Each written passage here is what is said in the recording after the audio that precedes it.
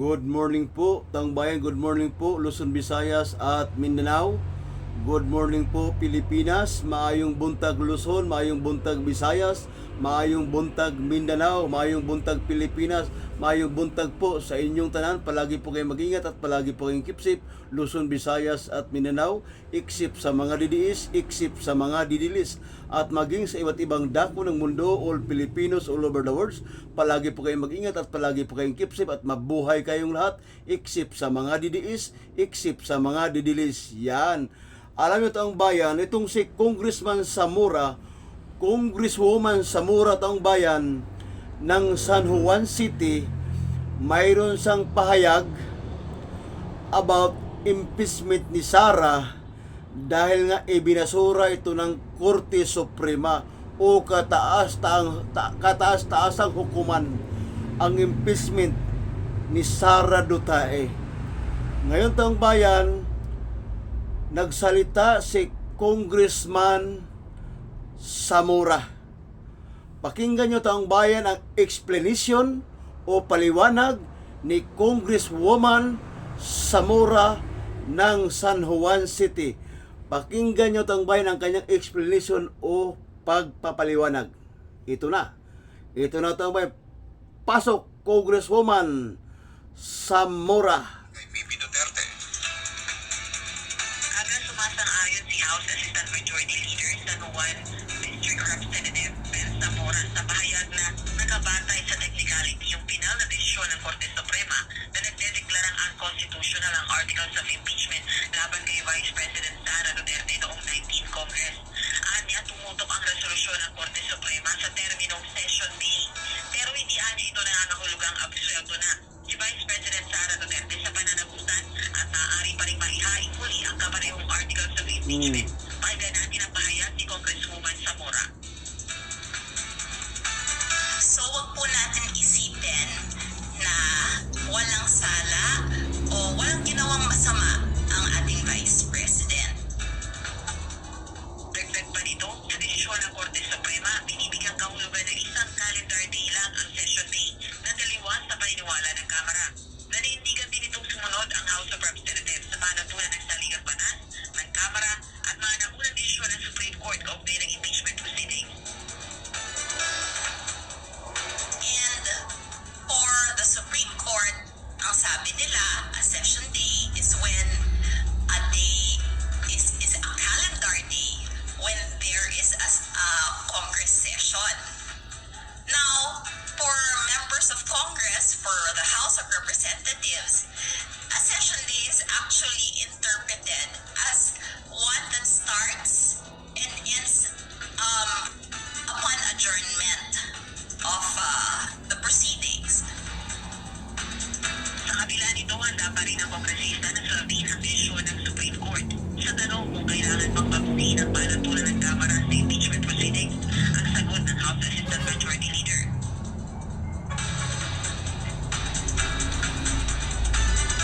We will listen to what the Supreme Court says. We read the decision and the resolution, and we will try to harmonize what we have now and what we read in the resolution of the Supreme Court.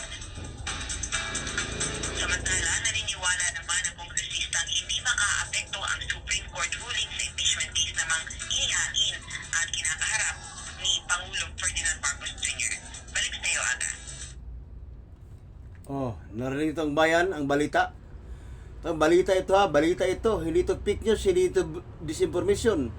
Sinabi yan ni Congresswoman Zamora na hindi porke ibinasura ng Korte Suprema ang impeachment ni Sara, hindi po ang ibig sabihin nun ay wala na siyang pananagutan, hindi po ibig sabihin nun na wala na siyang nilustay sa kaban ng bayan. Oh. Mismo ang Congresswoman ng San Juan City na si Zamora na mismo nagsalita. Hindi porket ibinasura na ng Korte Suprema ang impeachment mo, Sara, ay wala ka ng pananagutan sa paglustay mo sa kaban ng bayan. Mayroon ka pa rin pananagutan, Sara Duterte. Kaya yan ang sinasabi ko sa iyo, Sara Duterte. Yan ang sinasabi ko sa iyo, Sara Duterte. Hindi ka magtagumpay at hindi ka magwagi. Kahit inabsuelto ka na ng Korte Suprema, ang naunang impeachment laban sa iyo, wag mong sabihin nakakaligtas ka na. Wag mong sabihin akala mo wala ka lang kasalanan. Mayroon ka pa ring pananagutan sa taong bayan sa Duterte dahil sa paglulustay mo na hindi mo maipaliwanag hanggang sa ngayon. Hanggang sa ngayon, Sara Duterte, hindi mo ma-explain o hindi mo mapailiwanag ang mga nilustay mo o yung mga nilakaw mo, Sara Duterte. Tama, pakinggan nyo ulit ang isa pang rewind. Pakinggan nyo ulit ang paliwanag ni Congresswoman Zamora. Habang sumasang-ayon si House Assistant Majority Leader San Juan District Representative Ben Zamora sa pahayag na nakabatay sa technicality yung pinal na desisyon ng Korte Suprema na nagdedeklarang unconstitutional ang articles of impeachment laban kay Vice President Sara Duterte noong 19 Congress. At niya tumutok ang resolusyon ng Korte Suprema sa terminong Session B. Pero hindi anya ito nangangahulugang absuelto na si Vice President Sara Duterte sa pananagutan at maaari pa rin maihaing muli ang kaparehong articles of impeachment. Pakinggan natin ang pahayag ni Congresswoman Zamora. So, wag po natin isipin na walang sala o walang ginawang masama ang ating Vice President. Dagdag pa nito, sa desisyon ng Korte Suprema, binibigyang kahulugan ng isang calendar day lang ang Session Day na taliwas sa paniniwala ng Kamara. Naninindigan din itong sumunod ang House of Representatives sa panatulan ng saligang batas ng Kamara at mga naunang desisyon ng Supreme Court kaugnay ng impeachment proceedings.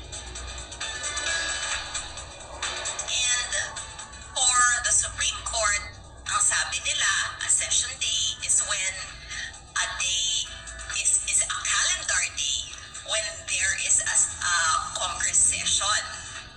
Now, for members of Congress, for the House of Representatives, a session day is actually interpreted as one that starts and ends upon adjournment of the proceedings.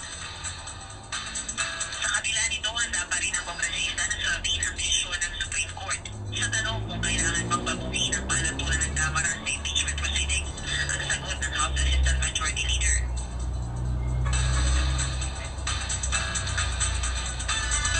We will listen to what the Supreme Court says. We read the decision and the resolution, and we will try to harmonize what we have now and what we read in the resolution of the Supreme Court.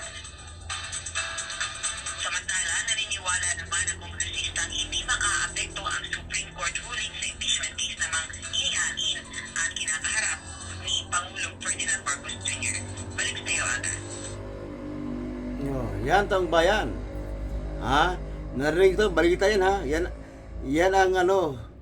Yan ang sinasabi ni Congresswoman Zamora tungkol dyan sa pagbasura ng impeachment ng Korte Suprema. Yan, mayroon ka pa rin pananagutan sa Duterte. Hindi porke ibinasura ng Korte Suprema ay ligtas ka na, nagkakamali ka. Hindi pa, Sara Duterte, hindi pa tapos ang laban. Hindi pa tapos ang laban, Sara Duterte, dahil mayroon pa uling panibagong impeachment laban sa'yo. Kung hindi ka ma-impeach, andyan ang ombudsman, may kaso kang pandarangbong na isinampa ni Senador Trillanes Daport. Kaya hindi pa tapos ang laban, Sara Duterte. Magpakasaya ka muna, magpakahapyaw ka muna sa pagkasaya dahil hindi pa tapos ang laban, dahil malapit na matapos ang iyong maliligayang araw, Sara Duterte. Malapit na matapos ang maliligayang araw mo, Sara Duterte.